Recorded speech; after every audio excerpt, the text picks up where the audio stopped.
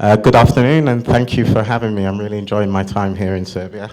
So, as mentioned, my name is Kofi Oppong, and I run a charity called Urban MBA. We are classed as the University for Street Entrepreneurs, and I'll speak to you a bit later on about what that really means. But what I'm going to do first and foremost is tell you a bit about my history.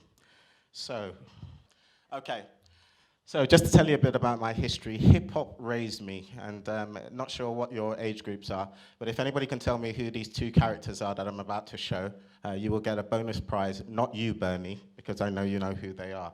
So, and so who said Slick Rick? You're wrong. No. Prince Rakeem, no, not quite.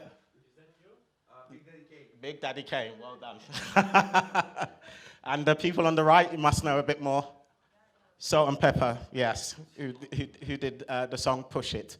Okay, so these two actually were started really what I call the beginning of my life. So in 1989, they both came here for a concert in the UK, and I was at that time arguing with my first generation African Ghanaian parents.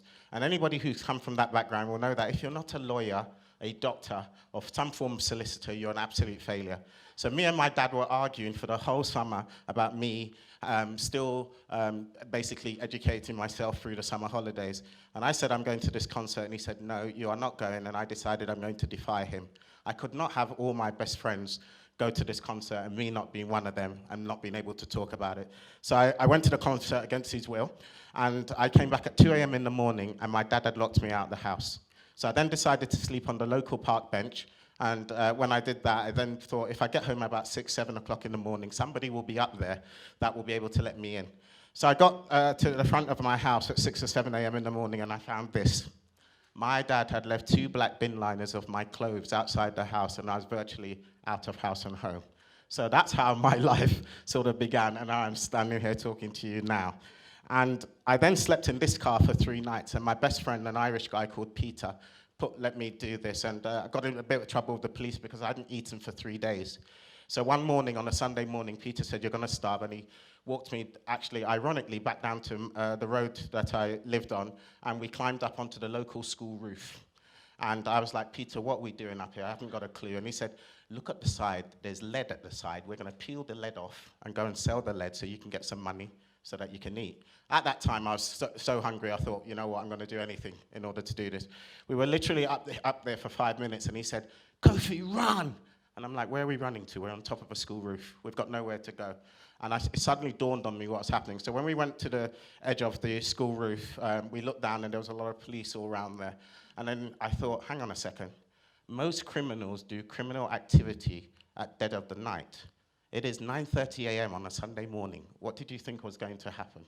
And then it just dawned on me that this wasn't really where I was going to go in terms of where my life could potentially go to.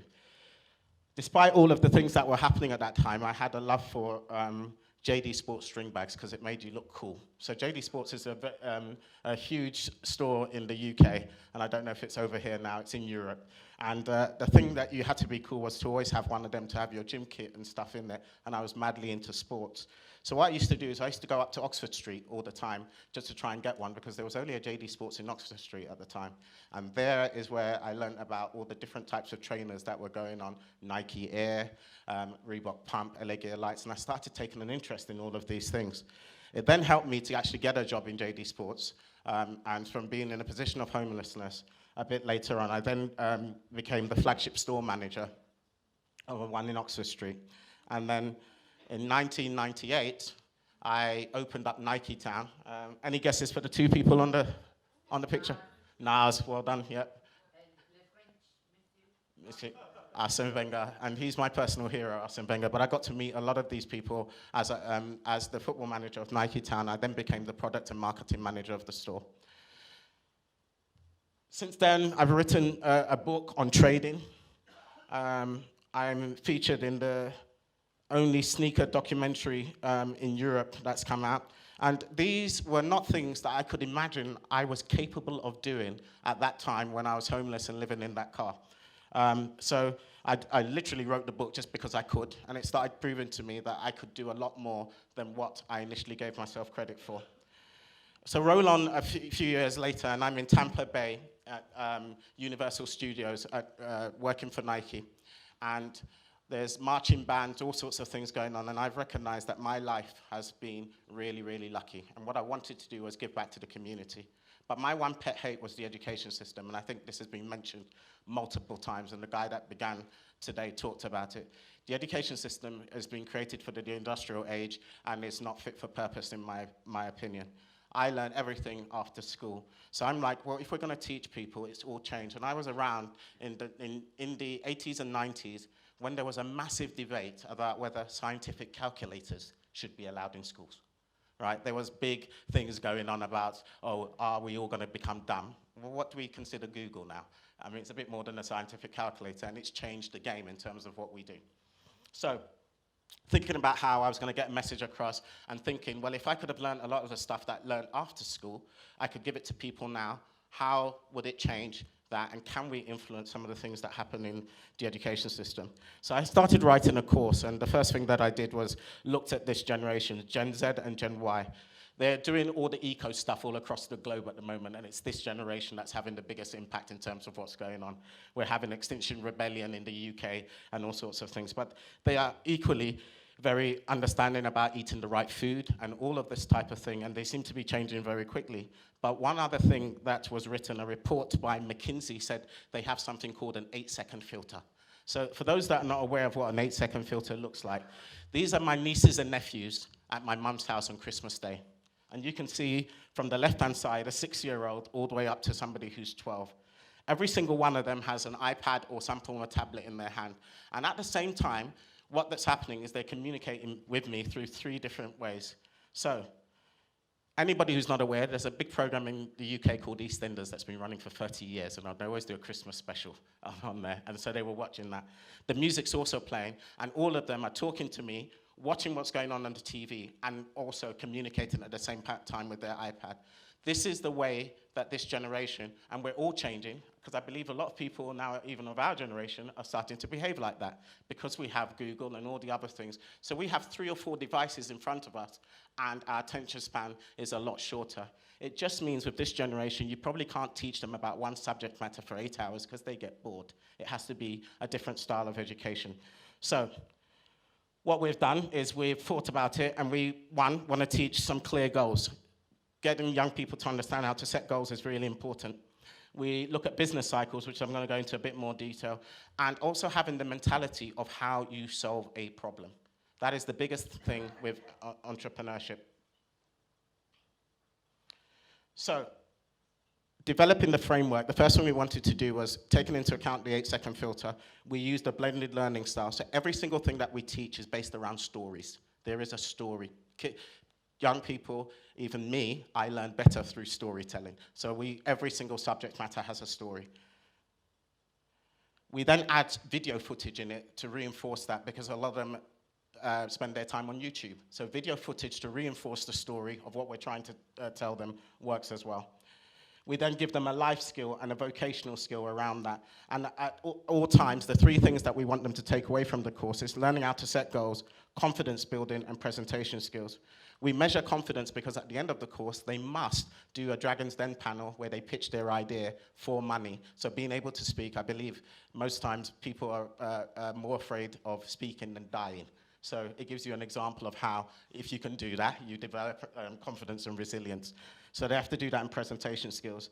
They also get unlimited mentoring, and they get business accreditation level 3 and 4. And what we want to do is encourage and create debate around what we are doing. So I'm going to give you an example of this very, very quickly in how we look at business cycles. So this model is called Model of Industries, and it just gives them a taste quickly of emerging markets, and it will lead me onto this diversity that we're going to talk about. So Model of Industries, all businesses, and when you see 3, 5, and 7 years, have a 3, 5, and a 7-year cycle. So while it's not the law of averages like what was talked about earlier on, 3 years, 90% of businesses go bankrupt. 5 years are when most businesses start breaking even, and 7 years is when you start realizing a profit if you can stay in the game long enough. So the first thing we're doing is giving them the realism of what it's going to be like, even if you're going to be in a co-working space or starting your own business. Then there's this model that we've got here, and we're going to use the mobile phone to test this theory. So at the beginning is the cycle led by technology, not fully developed and available for the masses. So at that time, the technology is very early, so we don't know whether it's going to work or not. The early adopters for us in mobile phones in the UK were two companies, Motorola and Mercury One-to-One, if you actually remember them, or if anybody knows of them, might have had a one-to-one phone. It then, once somebody's proven the model works, goes into an area that we call leaders. That's when Sony, Nokia get involved, because somebody's tested it all, and they come in with all their big amounts of money, and they take over the industry. Critical mass is when me, you, and the rest of the world, that's even the man in the corner who's selling mobile phone covers, starts understanding that this is an area that they can make money off.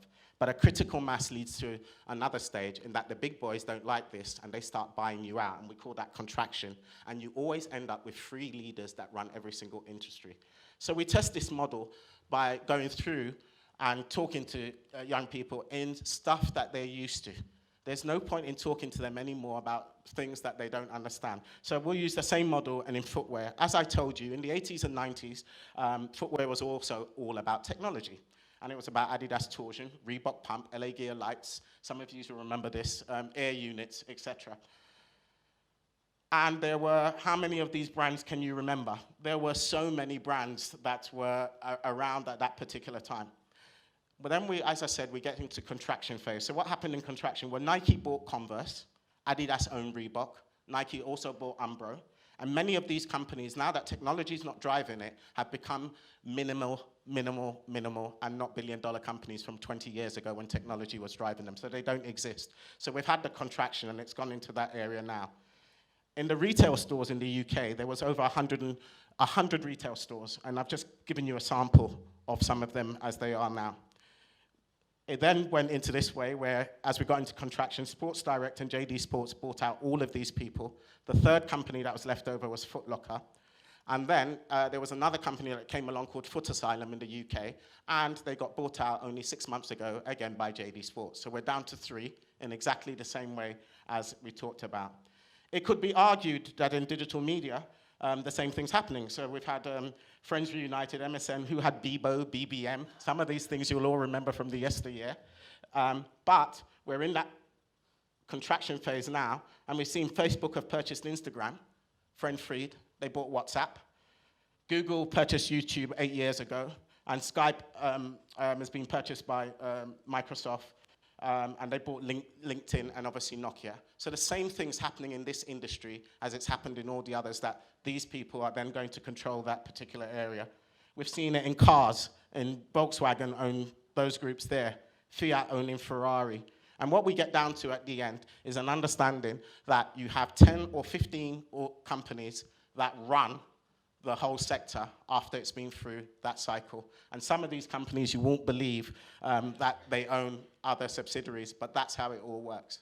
Now, co-working, it sits into what's been discussed earlier on today in terms of the 4th industrial revolution. So we've just gone past 1st, 2nd, and 3rd, and I'm going to let a lady explain to you.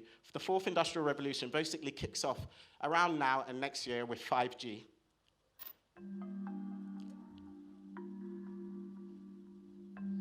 Whenever you're out and about, your mobile phone communicates with the rest of the world through these. Calls, messages, and data are sent from masts like this to hundreds of phones within a few kilometers, and each of those phones send calls and data back again. It's a lot of work for one mast to do, and it kind of explains why if there are too many phones in any one area, things start to slow down. But it won't always be like this. Our next mobile network will be the 5th generation, called 5G, and it'll be very different to what's come before. 1G was about the analog phone, allowing us to make calls to one another. 2G allowed us to do things like send SMS text messages and do voice recording. 3G was about the promise of the smartphone, allowing us to access digital broadband services. And 4G, which is what we've had since 2009, allowed us to do all of those first 3 things, but just faster. 5G is like going from Earth to Mars. It's not a faster world, it's a different world. It's going to be a world that's going to be connected, in which machines will be talking to each other and talking to you. And to achieve that, we're going to have lots and lots of antennae everywhere. On lampposts, buildings, you name it, it's going to have an antenna on it. And that's because there are billions and billions of new devices waiting to be connected that will communicate with each other, work with each other, and make our lives easier in ways that we can't yet imagine. TV off, lights off. TV off, lights off. It will allow you to control your energy consumption in your smart home. It will allow your fridge to decide when to order groceries for you and have them delivered by a self-driving truck. It will allow your dishwasher to decide when it needs to wash dishes, your laundry machine when it decides to wash clothes.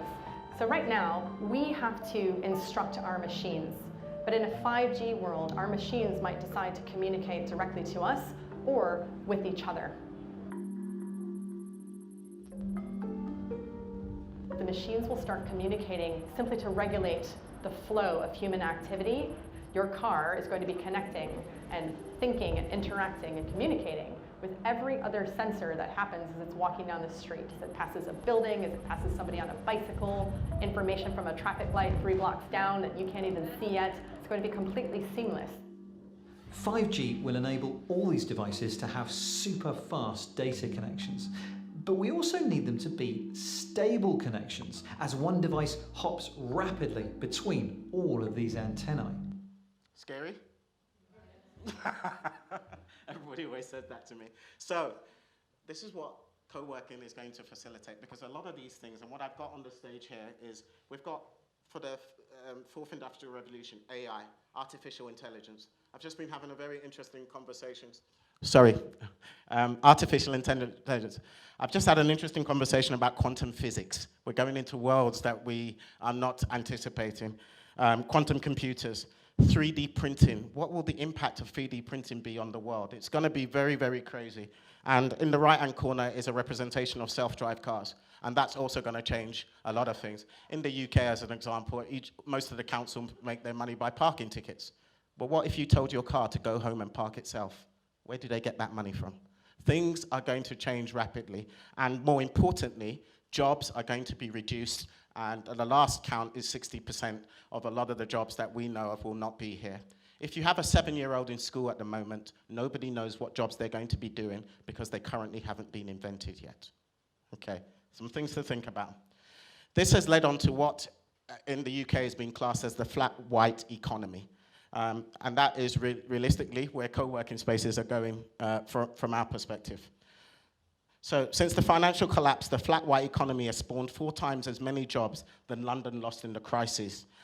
London is now growing 1.5 times faster than Hong Kong as a result. These developments have had a massive economic impact and affect politics and lifestyles. So, freelance jobs, where co-working spaces live, contracted jobs, flexible working hours, i.e. Looking at families again. Mums are going to be working in different spaces. Could some of those corporates that we know about might come to your co-working space and say, can we hire that out and utilize that for some of our workers? Because is it more important for them to all create their own spaces or potentially work with you? These are some of the opportunities that could come from that. My first attempt at being a freelancer did this. I slept until 12. When I started working, people were finished, so I couldn't communicate with anybody. I didn't realize very quickly this wasn't going to work, and I started doing Starbucks Costa Coffee, and that's where this flat white economy is. So as people are taking their laptops there to Starbucks and coffees, it's coined this phrase in terms of where it's going. But there's a problem with co-working spaces in particular, that all of them, co-working and co-living, people are very unaware of it, in particular, people from disadvantaged, marginalized, or disfranchised sectors. And when we have a look at all the marketing associated with them, all of these images are very typical of what you see with co-working spaces.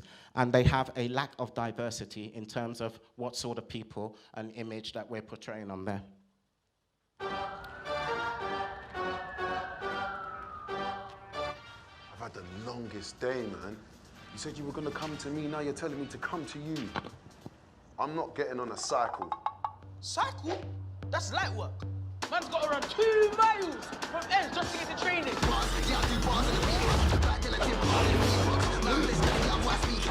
Serious from?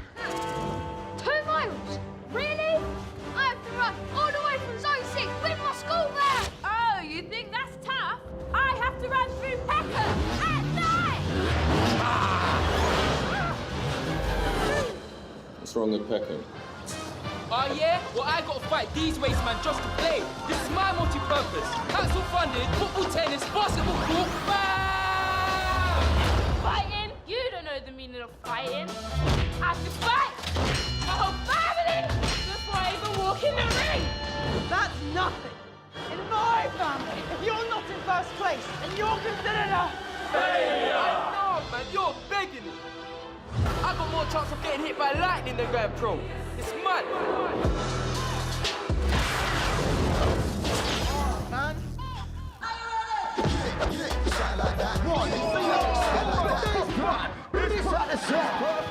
Are you serious? I've got to get to the biggest game of my life, score a banger, right in the top bins, just to be noticed!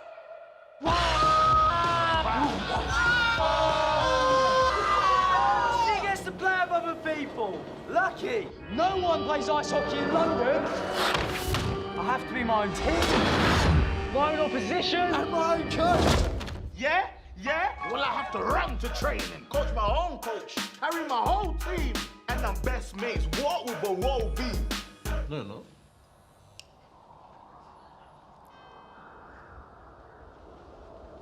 Huh?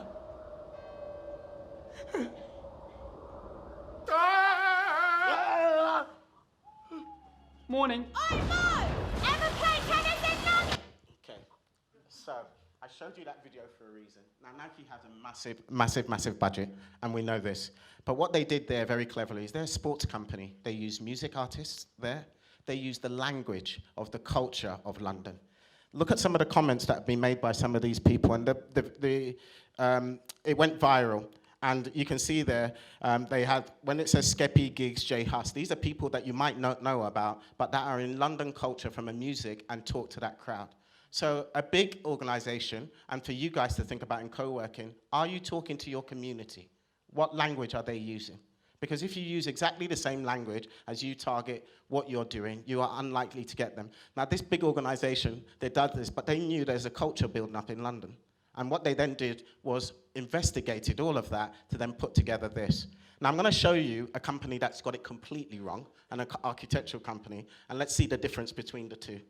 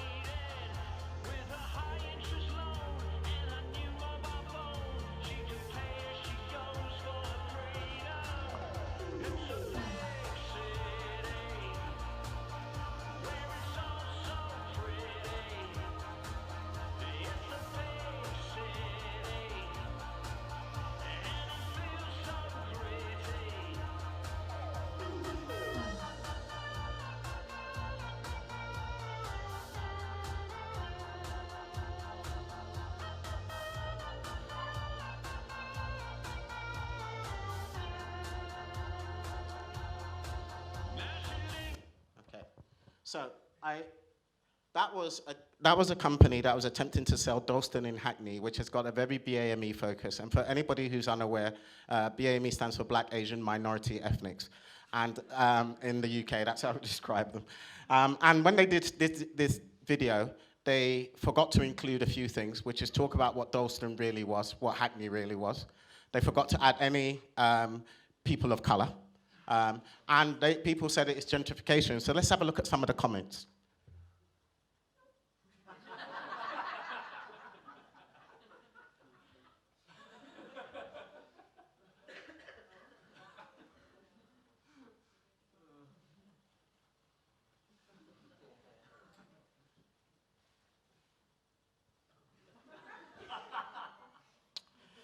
Right then.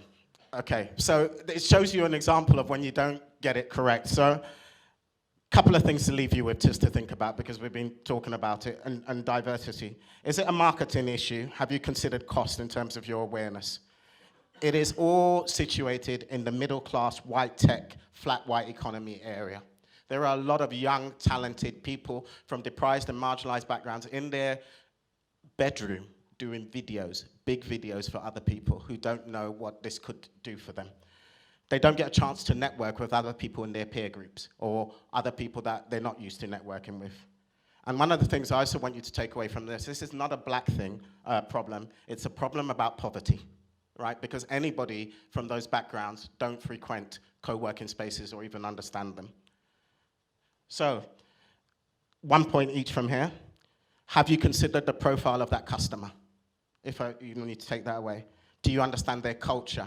Somewhere like Primani or Primark, as depending on how you want to call them, have even created spaces where people of Muslim culture can pray. Have you considered that in your co-working?